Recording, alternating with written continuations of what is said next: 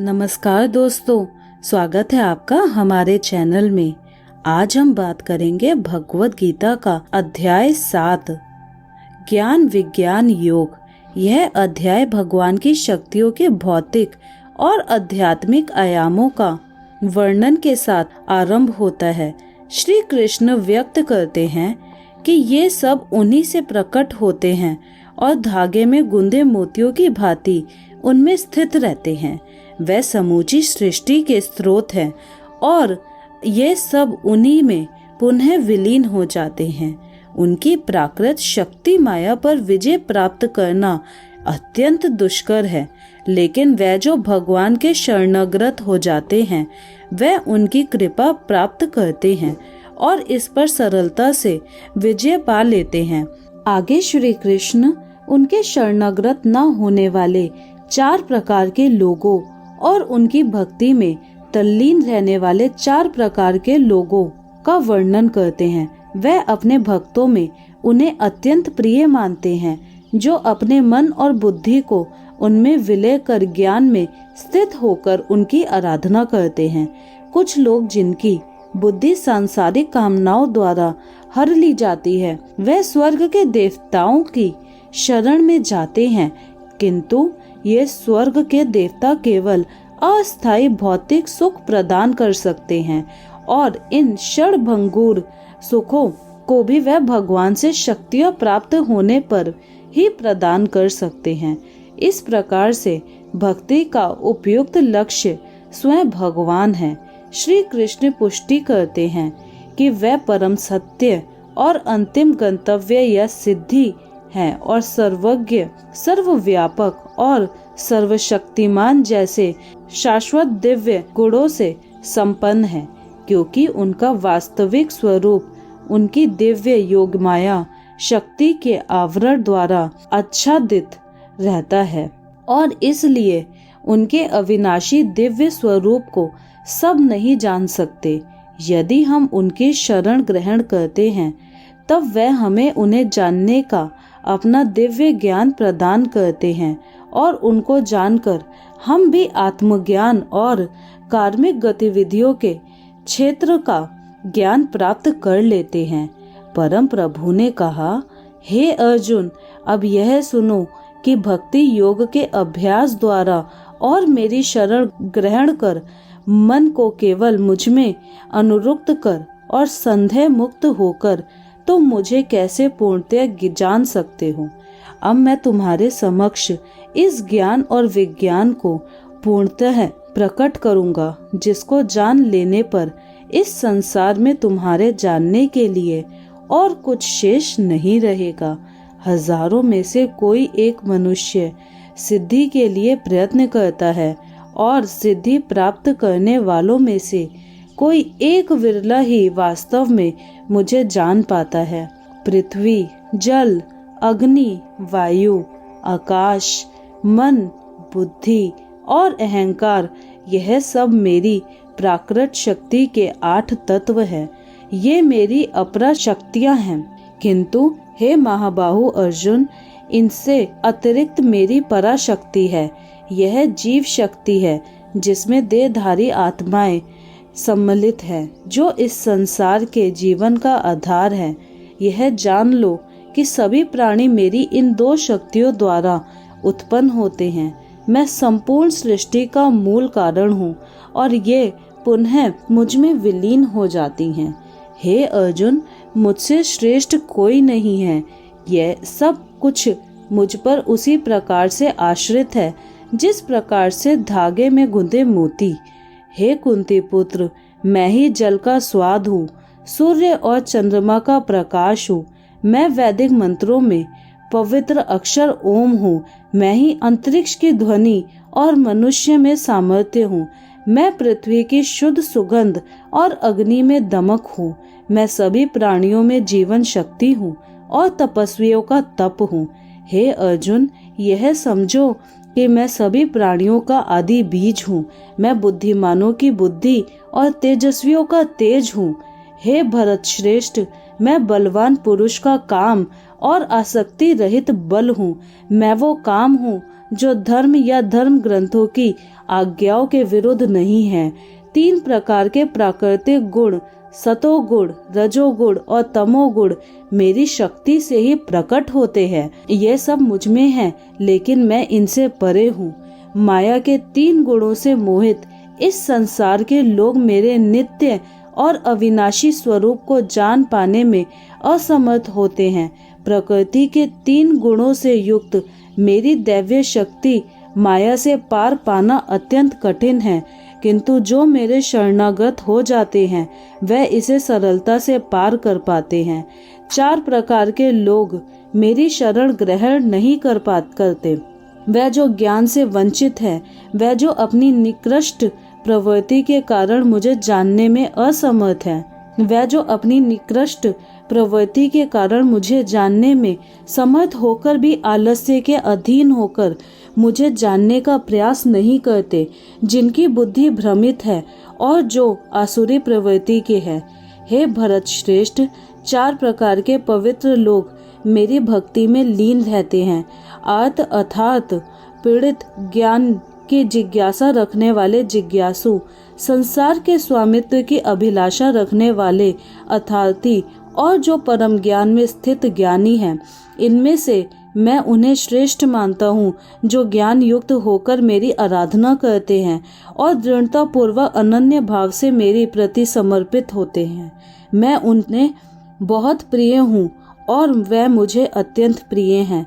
वास्तव में मैं वह सब जो मुझ पर समर्पित है निसंदेह महान हैं, लेकिन जो ज्ञानी हैं और स्थिर मन वाले हैं और जिन्होंने अपनी बुद्धि मुझ में विलय कर दी है और जो केवल मुझे ही परम लक्ष्य के रूप में देखते हैं, उन्हें मैं अपने समान ही मानता हूँ। अनेक जन्मों के आध्यात्मिक साधना के पश्चात जिसे ज्ञान प्राप्त हो जाता है, वह मुझे सबका उद्गम जानकर मेरी शरण ग्रहण करता है। ऐसी महान आत्मा वास्तव में अत्यंत दुर्लभ होती है। वह मनुष्य जिनकी बुद्धि भौतिक कामनाओं द्वारा भ्रमित हो गई है, वह देवताओं की शरण में जाते हैं। अपनी अपनी प्रवृत्ति के अनुसार वह देवताओं की पूजा करते हैं और इन देवताओं को संतुष्ट करने के लिए वह धार्मिक कर्म कांडों में संलग्न रहते हैं। भक्त श्रद्धा के साथ स्वर्ग के देवता के जिस रूप की पूजा करना चाहता है, मैं ऐसे भक्त की श्रद्धा को उसी रूप में स्थिर करता हूँ। श्रद्धा युक्त होकर ऐसे भक्त विशेष देवता की पूजा करते हैं और अपने वांछित वस्तुएं प्राप्त करते हैं, किंतु वास्तव में ये सब लाभ मेरे द्वारा ही प्रदान किए जाते हैं। किंतु ऐसे अल्पज्ञानी लोगों को प्राप्त होने वाले फल भी नश्वर होते हैं। जो लोग देवताओं की पूजा करते हैं वह देवलोकों को जाते हैं, जबकि मेरे भक्त मेरे लोक को प्राप्त करते हैं। बुद्धिहीन मनुष्य सोचते हैं कि मैं परमेश्वर पहले निराकार था और अब मैंने यह साकार व्यक्तित्व धारण किया है। वह मेरे इस अविनाशी और सर्वोत्तम दिव्य स्वरूप की प्रकृति को नहीं जान पाते। मैं सभी के लिए प्रकट नहीं हूँ, क्योंकि सब मेरी अतरंग शक्ति योग माया द्वारा आच्छादित रहते हैं। इसलिए मूर्ख और अज्ञानी लोग यह नहीं जानते हैं कि मैं अजन्मा हूँ, अविनाशी हूँ। अर्जुन, मैं भूत, वर्तमान और भविष्य को जानता हूँ और मैं सभी प्राणियों को जानता हूँ, लेकिन मुझे कोई नहीं जानता। हे भरतवंशी, इच्छा तथा घृणा के द्वंद्व मोह से उत्पन्न होते हैं। हे शत्रु विजेता, भौतिक जगत में समस्त जीव जन्म से इन्हीं से मोहग्रस्त होते हैं, लेकिन पुण्य कर्मों में संलग्न रहने से जिन व्यक्तियों के पाप नष्ट हो जाते हैं वह मोह के द्वंद्वों से मुक्त हो जाते हैं। ऐसे लोग दृढ़ संकल्प के साथ मेरी पूजा करते हैं। जो मेरी शरण ग्रहण करते हैं वह बुढ़ापे और मृत्यु से छुटकारा पाने की चेष्टा करते हैं। वह ब्रह्म, अपनी आत्मा और समस्त कार्मिक गतिविधियों के क्षेत्र को जान जाते हैं। वह जो मुझे अधिभूत प्रकृति के तत्व के सिद्धांत और अधिदेव देवतागण तथा अधियज्ञ यज्ञों के नियामक के रूप में जानते हैं, ऐसी प्रबुद्ध आत्माएं सदैव यहाँ तक कि अपनी मृत्यु के समय भी मेरी पूर्ण चेतना में लीन रहती हैं। अध्याय 8 अक्षर ब्रह्म योग। यह अध्याय संक्षेप में कुछ महत्वपूर्ण शब्दों और अवधारणाओं का वर्णन करता है जिनका उपनिषदों में विस्तार से उल्लेख किया गया है। इसमें यह वर्णन भी किया गया है कि मृत्यु के पश्चात आत्मा के गंतव्य का निर्धारण किस प्रकार से होता है। देह का त्याग करते समय यदि हम भगवान का स्मरण करते हैं तब हम निश्चित रूप से उसे पा लेंगे, लेकिन अपने दैनिक कार्यों को संपन्न करने के साथ साथ हमें सदैव उसकी विशेषताओं, गुणों और दिव्य लीलाओं का चिंतन करना चाहिए। जब हम अनन्य भक्ति से अपने मन को भगवान में पूर्णतः तल्लीन कर लेते हैं तब हम भौतिक आयामों से परे आध्यात्मिक क्षेत्र में प्रवेश करते हैं। तत्पश्चात इस अध्याय में भौतिक क्षेत्र में स्थित कुछ लोगों की चर्चा की गई है। इसमें बताया गया है कि सृष्टि के चक्र में ये लोग और इन पर निवास करने वाले असंख्य प्राणी कैसे इनमें प्रकट होते हैं और प्रलय के समय पुनः अव्यक्त हो जाते हैं। किंतु इस व्यक्त और अव्यक्त सृष्टि से परे भगवान का दिव्य लोक है। वह जो प्रकाश के मार्ग का अनुसरण करते हैं वह अंततः दिव्य लोक में पहुंचते हैं और फिर कभी नश्वर संसार में लौट कर नहीं आते, जबकि अंधकार के मार्ग का अनुसरण करने वाले लोग जन्म, रोग और बुढ़ापे और मृत्यु के अनंत चक्रों में देहांतरण करते रहते हैं। अर्जुन ने कहा, हे भगवान, ब्रह्म क्या है, अध्यात्म क्या है और कर्म क्या है? अधिभूत को क्या कहते हैं और अधिदेव किसे कहते हैं? हे मधुसूदन, अधियज्ञ कौन है और यह अधियज्ञ शरीर में कैसे रहता है? हे कृष्ण, दृढ़ मन से आपकी भक्ति में लीन रहने वाले मृत्यु के समय आपको कैसे जान पाते हैं? परम कृपालु भगवान ने कहा, परम अविनाशी सत्ता को ब्रह्म कहा जाता है। किसी मनुष्य की अपनी आत्मा को अध्यात्म कहा जाता है। प्राणियों के दैहिक व्यक्तित्व से संबंधित कर्मों और उनकी विकास प्रक्रिया को कर्म या सकाम कर्म कहा जाता है। हे देहधारियों में श्रेष्ठ, भौतिक अभिव्यक्ति जो निरंतर परिवर्तित होती रहती है उसे अधिभूत कहते हैं। भगवान का विश्व रूप जो इस सृष्टि में देवताओं पर भी शासन करता है उसे अधिदेव कहते हैं। सभी प्राणियों के हृदय में स्थित मैं परमात्मा अधियज्ञ या सभी यज्ञों का स्वामी कहलाता हूँ। वह जो शरीर त्यागते समय मेरा स्मरण करते हैं वह मेरे पास आएंगे। इस संबंध में निश्चित रूप से कोई संदेह नहीं है। हे कुंती पुत्र, मृत्यु के समय शरीर छोड़ते हुए मनुष्य जिसका स्मरण करता है वह उसी गति को प्राप्त होता है, क्योंकि वह सदैव ऐसे चिंतन में लीन रहता है। इसलिए सदा मेरा स्मरण करो और युद्ध लड़ने के अपने कर्तव्य का भी पालन करो।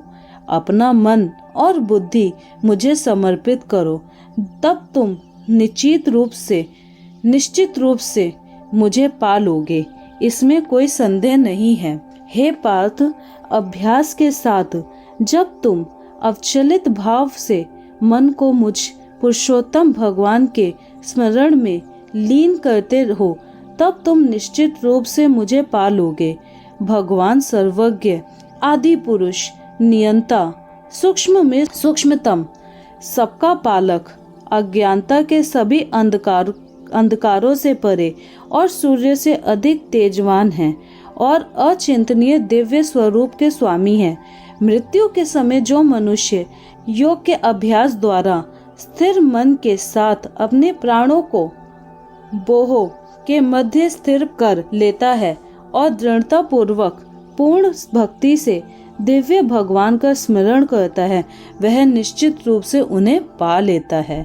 वेदों के ज्ञाता उसका वर्णन अविनाशी के रूप में करते हैं, महान तपस्वी ब्रह्मचर्य व्रत का पालन करते हैं और उसमें स्थित होने के लिए सांसारिक सुखों का त्याग करते हैं। मैं तुम्हें इस मुक्ति के मार्ग के संबंध में संक्षेप में बताऊंगा। शरीर के समस्त द्वारों को बंद कर मन को हृदय स्थल पर स्थिर करते हुए और प्राण वायु को सर पर केंद्रित करते हुए मनुष्य को दृढ़ योगिक चिंतन में स्थित हो जाना चाहिए। जो देह त्यागते समय मेरा स्मरण करता है और पवित्र अक्षर ओम का उच्चारण करता है, वह परम गति को प्राप्त करेगा। हे पार्थ, जो योगी अनन्य भक्ति भाव से सदैव मेरा चिंतन करते हैं, उनके लिए मैं सरलता से सुलभ रहता हूँ, क्योंकि वे निरंतर मेरी भक्ति में तल्लीन रहते हैं। मुझे प्राप्त कर महान आत्माएं फिर कभी इस संसार में पुनः जन्म नहीं लेती। जो अनित्य और दुख से भरा है, क्योंकि वह पूर्ण सिद्धि प्राप्त कर चुकी होती है। हे अर्जुन, इस भौतिक सृष्टि के सभी लोकों में ब्रह्मा के उच्च लोक तक तुम्हें पुनर्जन्म प्राप्त होगा। हे कुंती पुत्र, परंतु मेरा धाम प्राप्त करने पर फिर आगे पुनर्जन्म नहीं होता। 1000 चक्र के 4 युग का भ्रम का एक दिन होता है और इतनी अवधि की उसकी एक रात्रि होती है। इसे वही बुद्धिमान समझ सकते हैं जो दिन और रात्रि की वास्तविकता को जानते हैं।